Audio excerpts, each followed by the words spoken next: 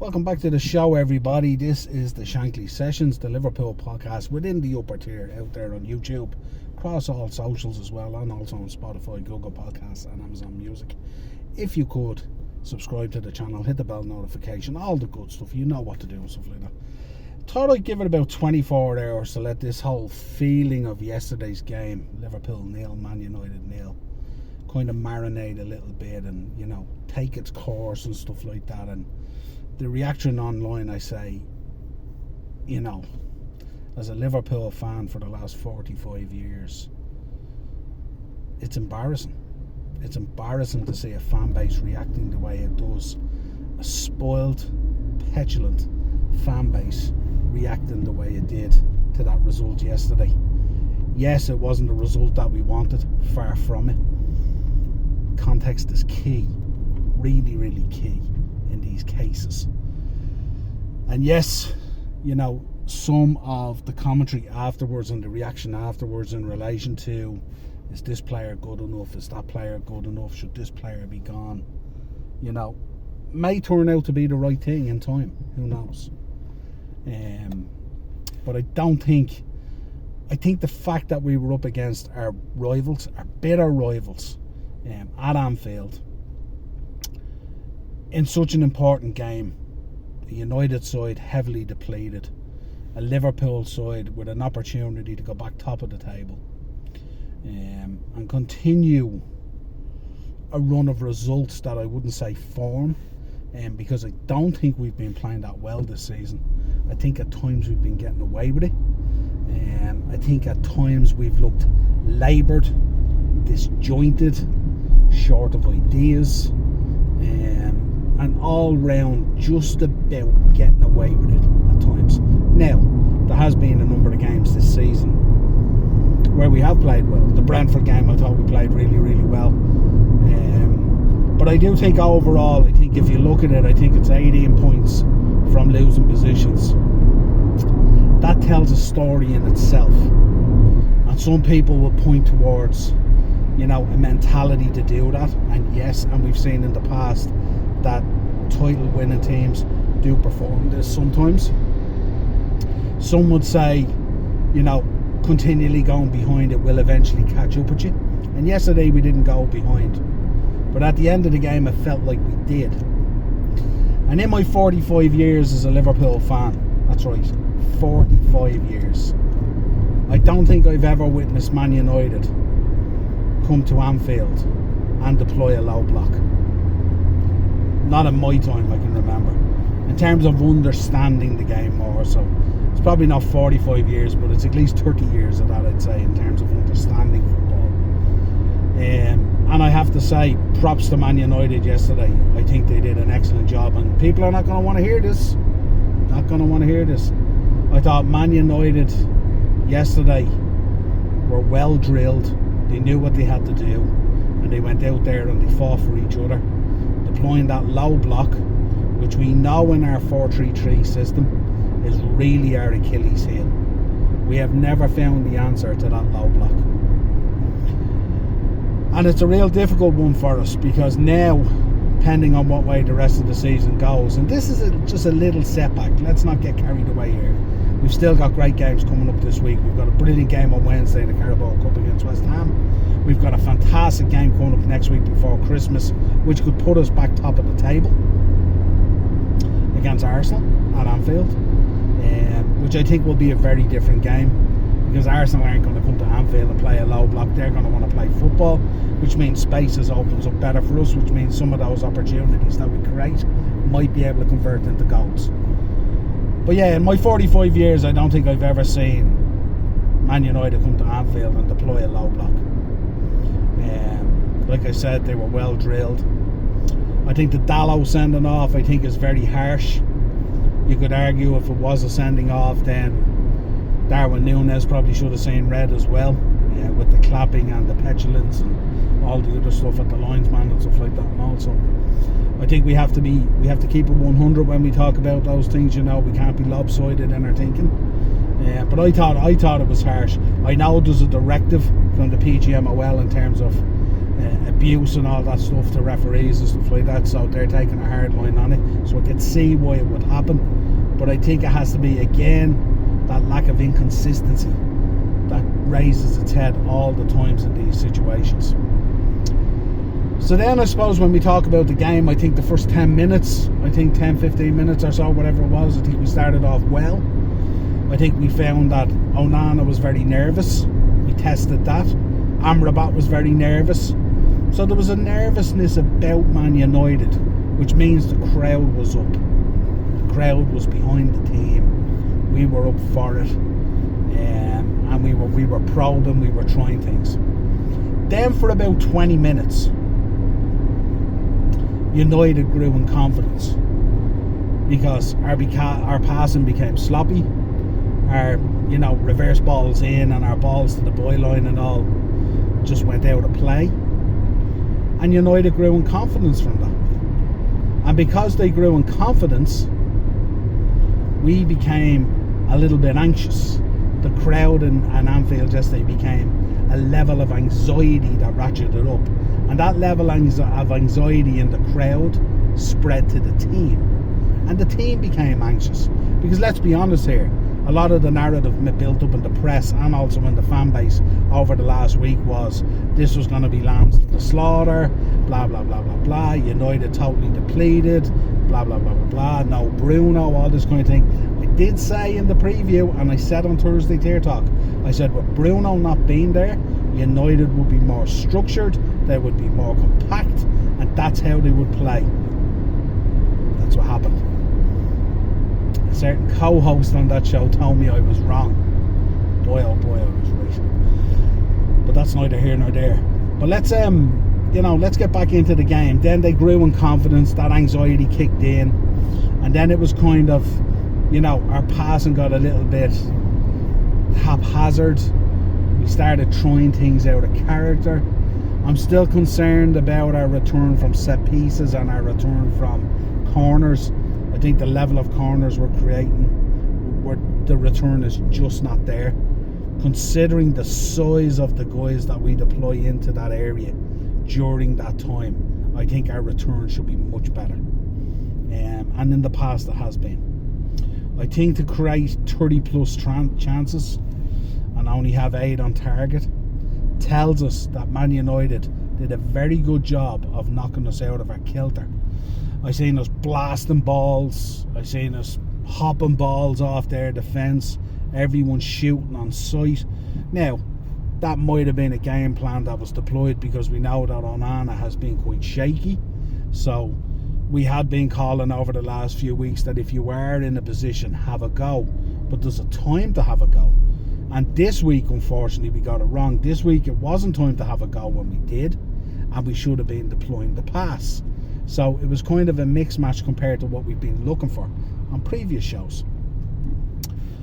So then what happened is the game ebbed and flowed, somewhat disjointed. There wasn't really any sort of tempo to our game. There wasn't really any speed. There wasn't really any awareness of the situation and, picking up balls at the back and playing around at the back and, Virgil and Kanate not really pushing the tempo as hard as we could. Dominic still with a massive drop off, and we're going to talk about some of those situations in a minute. Still trying to find that form that he had in the first 8-10 games of the season or whatever it was. There's been a massive drop off, so we need to talk about that, of course, as well. Endo yesterday, I thought he did pretty good. The one thing I would say about him is he's quite limited in terms of, I think his close play and his use of triangle play and opening up positions and stuff like that, I think is really good. I think his breaking down of the counter press, I think, is really, really good. The problem with Endo is I don't think he has an eye for the pass once he gains control of the ball. I don't think he has an eye for, that pass that slices teams open. The way Thiago can do that, the way Rodri does it. I don't think he has that ability in him. I think in terms of being that little warrior destroyer in there, I think he has that down. But I think in terms of those other facets that we like of the 6, I don't think he has it. And that's just the way it is. That's clearly just the way it is.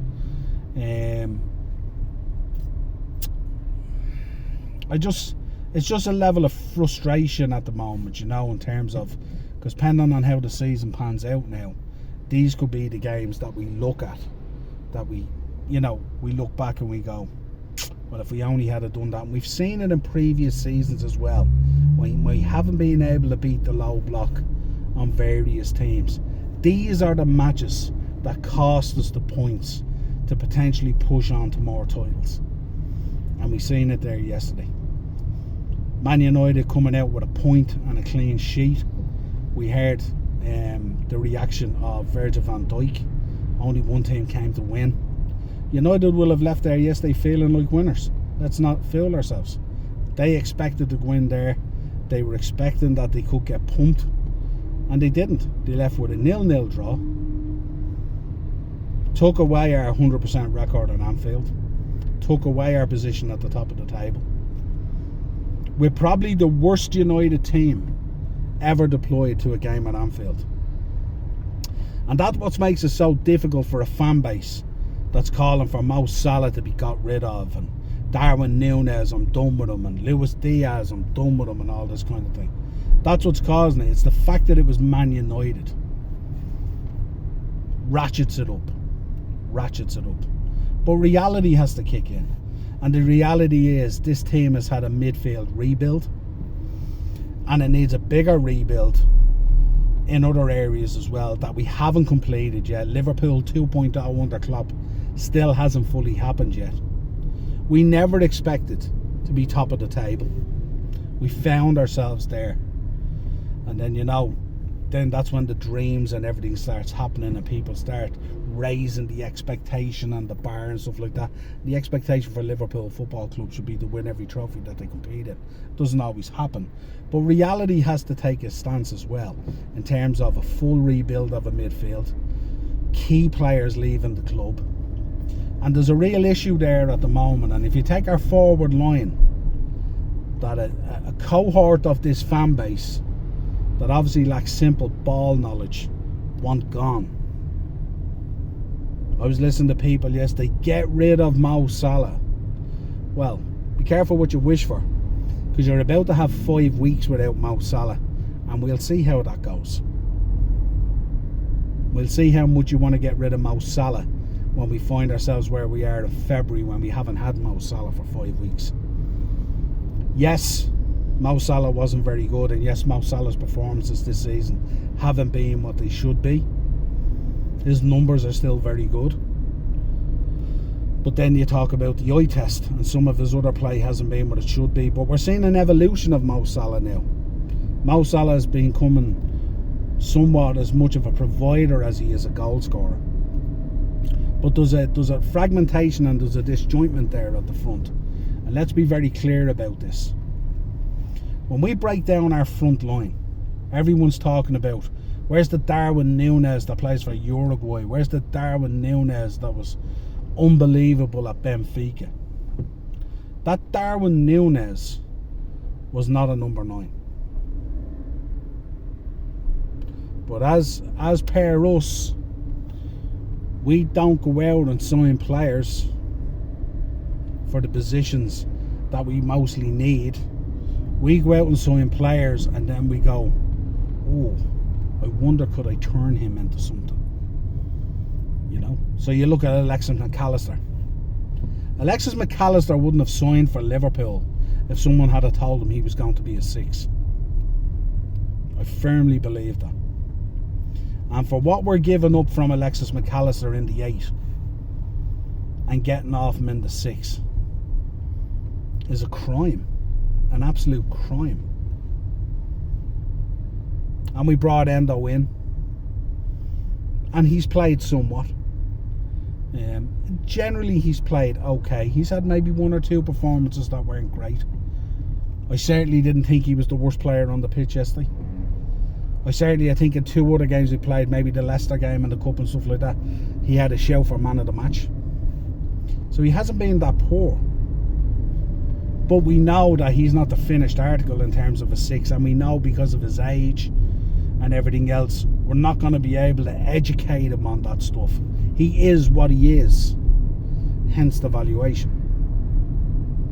If you look at our forward line that we're all up in arms about, Darwin Núñez hasn't scored in 9 or 10 games. Shocking. Get rid of him. Blah, blah, blah, blah, blah. Luis Diaz. All this kind of stuff. Let's be clear here about what we're talking about. We're talking about a forward line of 5 players. We're talking about Mo Salah, who plays on the right, who's now being pushed out wide again, the way he was last season when he got frustrated and when he couldn't make things happen, when he's out hugging that line, when he needs to be in closer to the 18-yard box. But we don't do overlapping runs anymore. So it doesn't open up the opportunity for him to do what he's supposed to do. So the frustration is he picks up the ball, typically has to beat 2 players to try and make something happen or advance things. We don't have a number 9. Let's be clear about this. We do not have a number 9 at the club. We have a selection of players that we've put in the number 9 role to suck it and see how it goes, and it doesn't work. All other 4 players up front, Luis Diaz, Cody Gakpo, Darwin Núñez, Diogo Jota, are all left-sided players. They don't play central. It's not their best position. I can see why Darwin has gone in there, because I think with the way he was misfiring originally on the left, I think Klopp maybe wanted to put him more central to give him a better chance of hitting the target. But he's not a 9. Darwin Núñez's ball knowledge in terms of playing other players in, a la Bobby Firmino, is non-existent.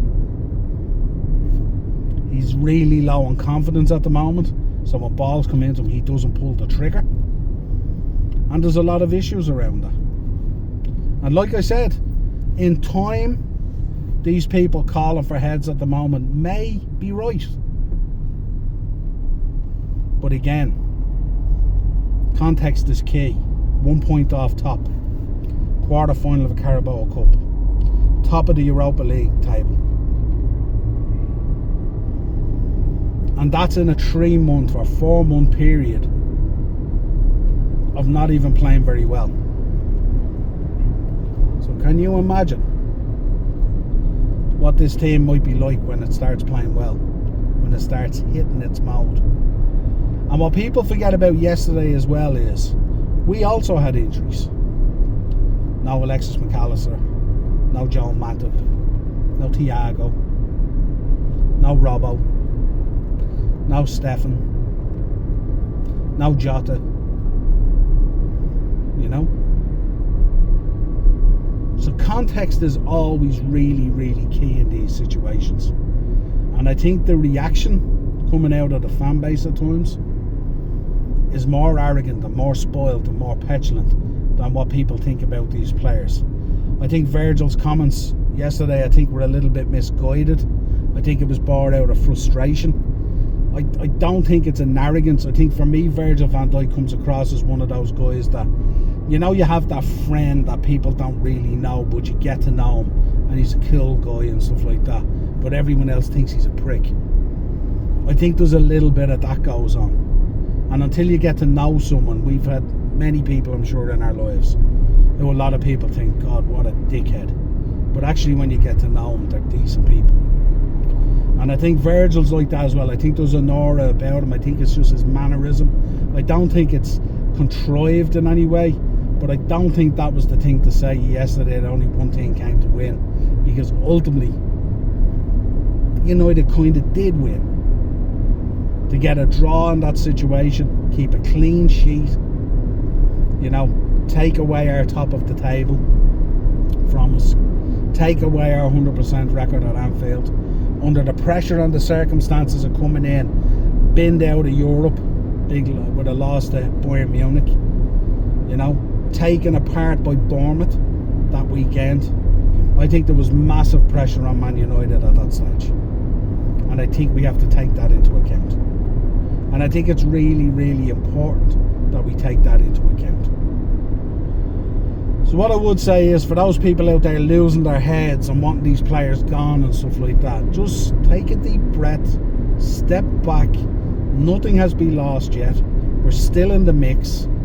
We're still in a really good position. Just need to perform a little bit better. Yesterday in front of goal was a little bit blunt. It was a struggle. There was a weight of expectation. And we just simply didn't deliver.